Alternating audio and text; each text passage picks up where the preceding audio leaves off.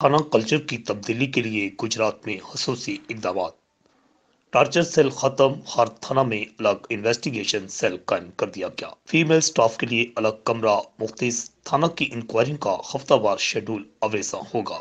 थानों में public washroom भी कायम कर दिए गए। आईजी पंजाब राव सरदार अली खान की हिदायत पर डीपीओ गुजरात उमर सलामत ने पुलिस कल्चर की तब्दीली के लिए इनकलाबी इकदाम उठाए हैं।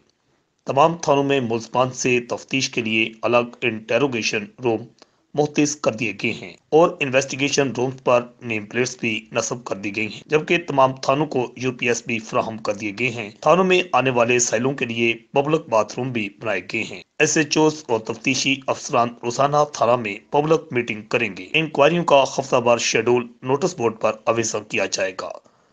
थानों में वीएसओ भी तैनात कर दिए गए हैं और उन्हें अलग कमरे भी फराहम किए गए हैं।